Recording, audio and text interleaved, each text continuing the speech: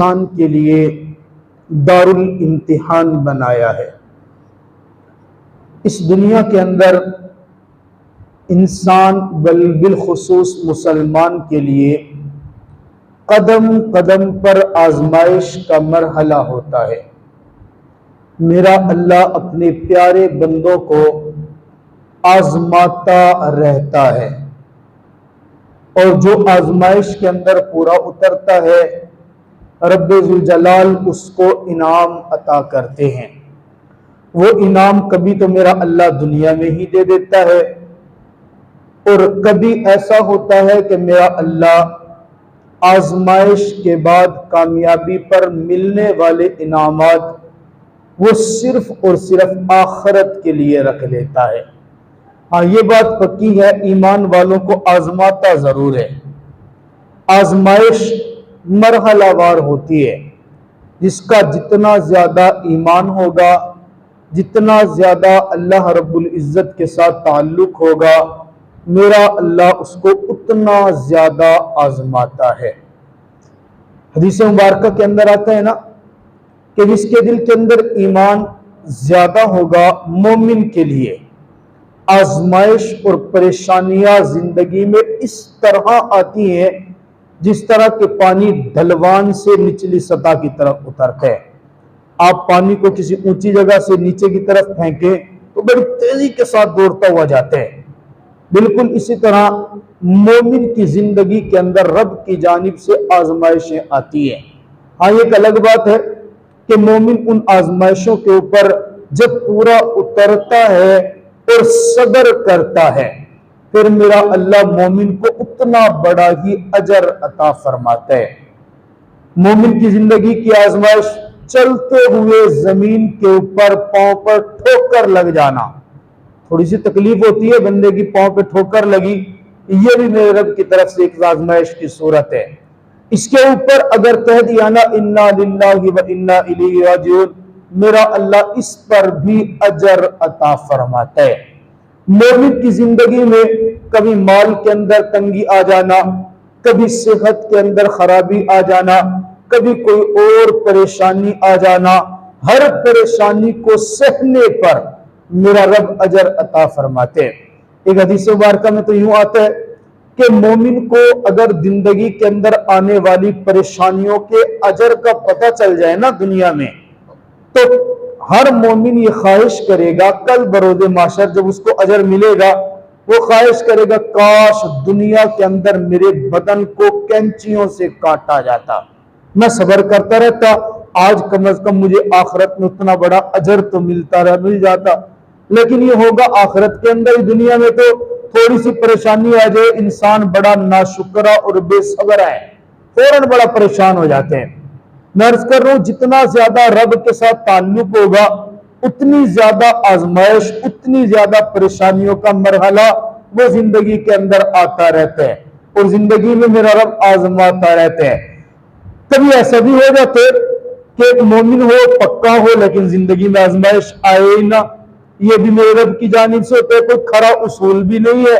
कभी आपको भी मुफ्ती साहब ने कहा मोमिन की जिंदगी में परेशानी आती है, फलां बंदे को हमने देखा है नमाज भी पढ़ता है, सारा कुछ पढ़ता है, उसकी जिंदगी में कोई परेशानी तो है नहीं, याद मोमिन कोई नहीं।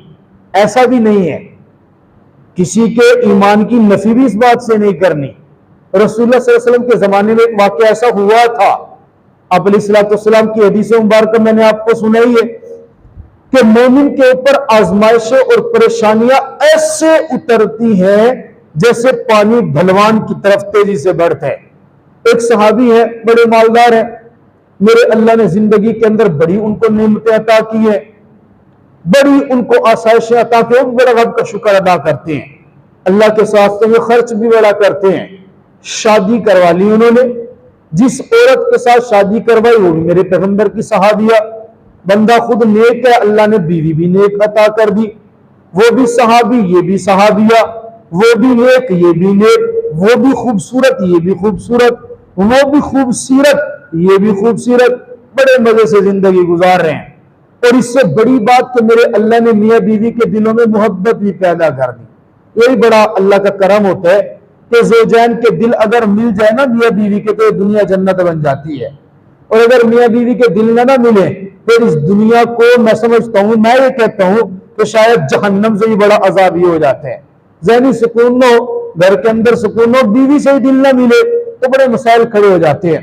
दोनों के दिल में मोहब्बत भी बड़ी हो गई, प्यार भी बड़ा हो गया, ताल्लुक भी बड़ा हो गया, वक्त गुजर रहे, वक्त गुजरते गुजरते दोनों हंसी खुशी है। खाविंद अपनी बीवी के ऊपर बड़ी जान छिड़कते हैं, बड़ी जान छिड़कते, छिड़कनी भी चाहिए जाद भाई, छिड़कनी भी चाहिए, सवाब है। बीवियों की कदर करनी चाहिए। इनका पता तब चलता है जब ये उठ जाती हैं, जब ये दूर चली जाती है। मैं कल एक बंदे को कह रहा था, हमारे भाई जलील साहब की, जलीली है ना, जलीली है ना जी ना उनका, उनकी बीवी फोत हो गई। अल्लाह ताला उनको गरीक़े रहमत करे, उनकी मग़फ़िरत फरमा दे। उनकी बीवी तो फोत हुई है ना जी, वो तो एक अलग मामला है। वरना फकीर बंदे की अपनी समानी मैं के लगी बंजे, घर भी अपना होवे, बच्चे भी ना लो मन, मां प्यू ही ना लो मन, बंदा इवे घर होने की नहीं, कोई तीन बंद हो गया। अपनी बीवी अपने घर के अंदर, वो 2 दिन के लिए अपने मैके चली जाए ना, बंदे को अपने दिल में अपने घर में नहीं लगता है जब बंदे यतीम फिर हो। इन बीवियों की बड़ी कदर करनी चाहिए। कदर ही की तो बात है ना कि हदीसों मुबारका में आता है कि जब कोई खामिन अपनी बीवी के चेहरे को देख के मुस्कुराता है, चेहरे को देख के मुस्कुराते हैं, मुस्कुराहट भी कई किस्म की है। अब एक मुस्कुराहट है, देख के खुश हो रहा है, या अल्लाह कितनी खूबसूरत नेमत तूने मुझे दी है, खुश हो रहा है। बीवी की निगाह चेहरे पे, खामिन के चेहरे के ऊपर पड़े, वो भी अल्लाह का शुक्र अदा कर रही है मोहब्बत में। मेरा रब दोनों की तरफ देख के आसमान पर मुस्कुराते हैं और मुस्कुराते हुए कहते हैं मेरे फरिश्तों गवाह हो जाना, ये मियाँ बीवी मोहब्बत में एक दूसरे को देख के मुस्कुरा रहे ना, मैं रब इनसे खुश होकर इनके लिए जन्नत का ऐलान कर रहा हूं। दोनों के ताल्लुक को मेरा रब कितना ज्यादा क्या करते हैं, ताल्लुक को यानी अल्लाह कितनी अहमियत देता है। दोनों के दिलों में मोहब्बत पैदा हो गई, दोनों को प्यार भी बड़ा हो गया, ताल्लुक भी। खामिन जान छिड़क रहे, उसके ऊपर जो उसे जरूरत होती है खर्च करता है, जो चीज उसको जरूरत पड़ती है देता है, हर चीज उसको ला के देते हैं। एक दिन ऐसा वो रात को सोए पड़े, मियाँ बीवी, खामिन अपने बिस्तर पे, बीवी अपने बिस्तर पे। इसको सोते सोते रात को प्यास लगी। अब प्यास लगी जैसे आमतौर पे हमारा मामूल होते, साथ वाली को उठाते हैं, हमारे उठना अगर पानी का गिलास का चाड़े, तो प्यास तुझे लग रही है, वो भी बेचारी अल्लाह की बंदी है, थोड़ा सा एहसास कर लो, जाओ जाके अपना गिलास खुद भर के ले आओ, इस पे भी आपको अजर मिलेगा। अपने सिर्फ से तहज्जुद के वक्त उठते थे, तहज्जुद नमाज तहज्जुद पढ़ने के लिए जाते थे। अम्मा आयशा सिद्दीक़ा रज़ी अल्लाह तआला फरमाते, यूं दबे पांव निकलते हुजरे से बाहर, मेरे आका बड़े दबे पांव आराम आराम से पांव उठाते, हुजरे के दरवाजे पे पहुंचते, बड़े प्यार से आराम से दरवाजा खोलते और दरवाजा बड़े आराम से बंद करते, सिर्फ इसलिए कि मैं आयशा सोई हुई होती थी, मेरे आका ये पसंद नहीं करते थे कि आका के तहज्जुद की वजह से मेरी नींद के अंदर खलल वाक़ई हो। और आज हम तो जिनाबे वाला रात को अगर लेट घर गए ना और बीवी सोई पड़ी है, खाना नहीं, तो आपके दरवाजे में जोर से ठुड्डा मारेंगे और ठुड्डा मार के उठ, मैं सारे दिन कमा के लाता हूं, तू आई पड़ी सोई पड़ी है, खाना नहीं गर्म करके दे सकती है। और भाई उसने, तूने अगर कमाया है तो उसने भी तो तेरे घर को संभाला है। आपने अगर मुशक्कत उठाई है तो वो भी तो घर के अंदर आपके बच्चों को संभाल रही थी। प्यार, मोहब्बत, ताउन ये इंतहाई जरूरी है। उठाया, उठा के कहा जाओ मेरे लिए पानी का गिलास लेके आओ। सहाबी है, सहाबिया को उठा रहे अपनी बीवी को, बीवी उठी गई, जाके पानी का गिलास लेके आई। अब जरा वाक्य को तवज्जो से सुनना, मैं बात सुना रहा हूं कि जिंदगी मोमिन की हो, ईमान वाले की हो, तो जिंदगी में परेशानियां आती हैं और उन परेशानियों को सहने पर मेरा रब अजर अता करते हैं। लेकिन इसका यह मतलब भी नहीं है कि अगर किसी की जिंदगी में परेशानियां ना आई तो हम क्या दे जनाब ये तो मोमिन ही नहीं है, ऐसा भी नहीं है। यह वाक्य इसी के ऊपर है। बीवी को उठाया, जाओ पानी का गिलास लो। बीवी उठी, पानी का गिलास लेकर जब वापस आई ना खामिद की चारपाई पे, अभी पहुंची थी कि वो खामिद साहब जिसको प्यास लगी हुई थी वो सो गया। अब हमारी कोई बीवी होती तो गुस्से के अंदर शायद मुमकिन है एक थप्पड़ी लग जाता, ये और कुछ नहीं तो पानी का छींटे ही मारे, मुझे उठा के भेजे और आप यहां खराटे मार रहे। ये आई और पानी का गिलास लेके यूं सरहाने खड़ी हो गई। 1 घंटा गुजर गया, 2 घंटे गुजर गए, 3 घंटे गुजर गए, खामिद साहब सो रहे हैं, ये साथ लेके खड़ी है पानी। 3 घंटे के बाद उसकी जो अचानक आंख खुलती है, देखे आप अभी तक यहां खड़ी हैं? जी जी खड़ी हूं। क्यों भाई? सो जाती। आपने पानी मांगा था, आपको प्यास लगी थी, मैं आपके हुक्म पर आपके लिए पानी लाई हूं। इसलिए कि खामिन की कदर करना, इज्जत करना, एहतराम करना मेरे पैगंबर ने सिखाया है। अच्छा तो तू पानी लेके आई थी तो मुझे उठा देती। ना ना, मैं कैसे उठाती?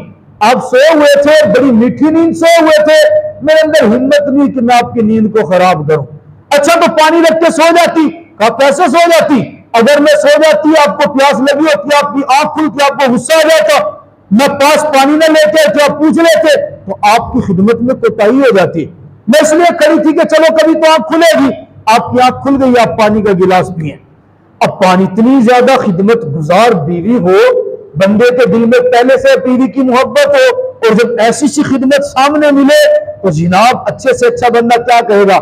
आज मैं तुझसे राजी हो गया हूं, तूने हक अदा कर दिया मेरी खिदमत का, आज तू मुझसे जो भी इनाम मांगेगी ना मैं तुझे दूंगा, तू जुबान खोल मैं तुझे दूंगा।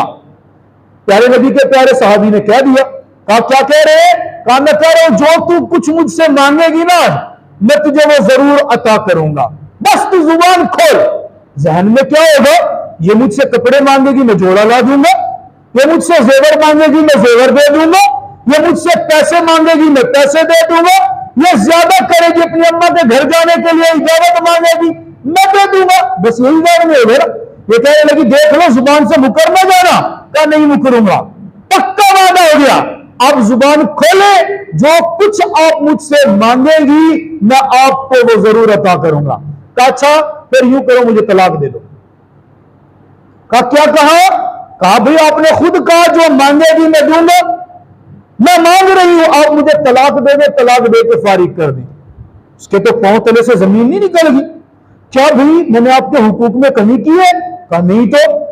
आपको मुझसे मोहब्बत नहीं है? कहा बहुत ज्यादा है। कहा मुझे आपसे मोहब्बत नहीं है? कहा आप भी बहुत मोहब्बत करते। कहा मैंने कोई तंगी दी है? कहा तंगी भी नहीं दी है। कहा जानती भी हो तलाक क्या होती है? कहा जानती हूं, तलाक को जानती हूं, आप बस तलाक दे के फारिग करें। कहा वजह तो बताओ। कहा वजह क्या? आपने कहा इनाम मांग, मैंने इनाम में तलाक पसंद की है, आप मुझे तलाक दे फारिग करें।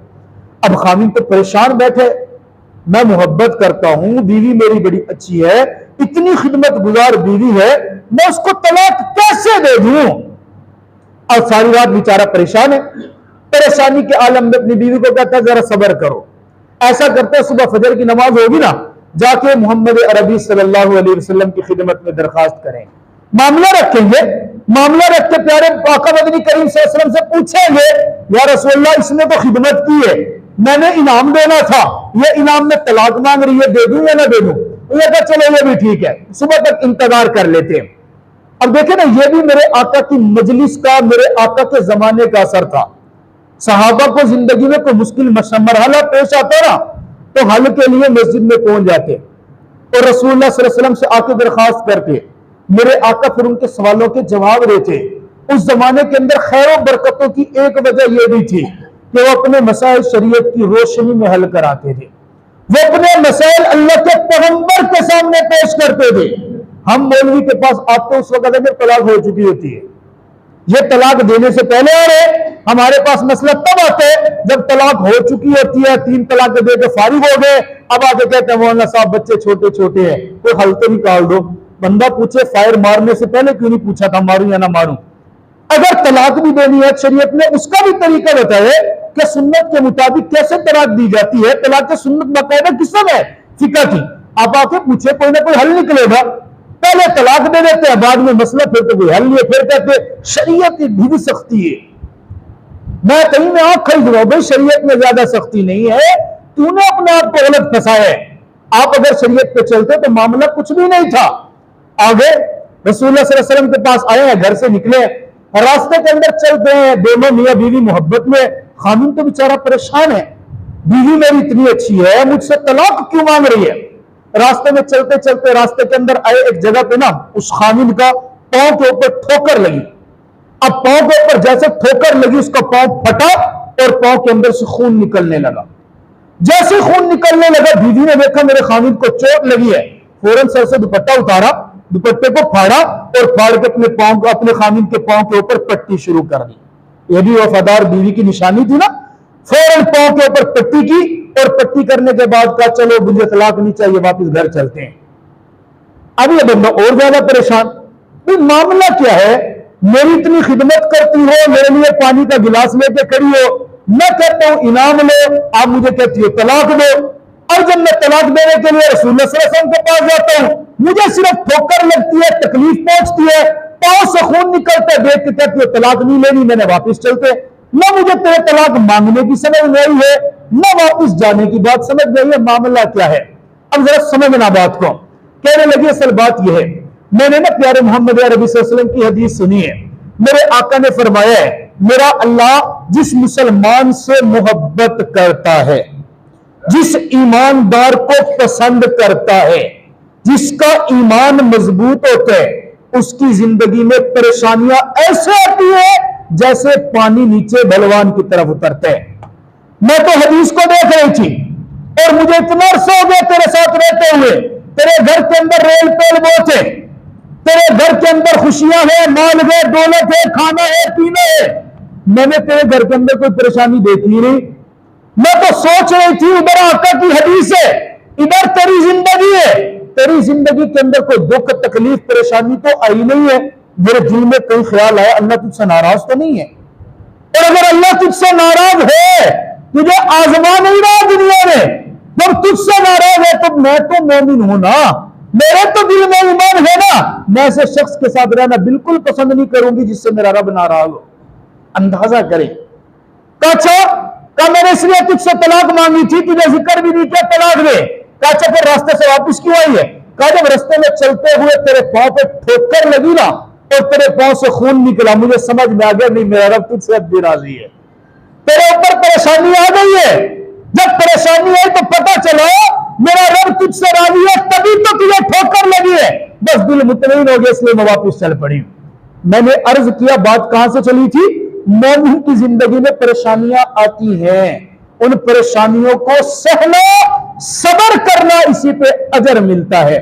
लेकिन यह मतलब भी नहीं है कि जिसकी जिंदगी में परेशानी ना आई तो आप कहें मुफ्ती साहब ने कहा तो परेशानी आती है, इनको तो परेशानी कोई नहीं है, मोमिन ही कोई नहीं, ऐसा भी नहीं है।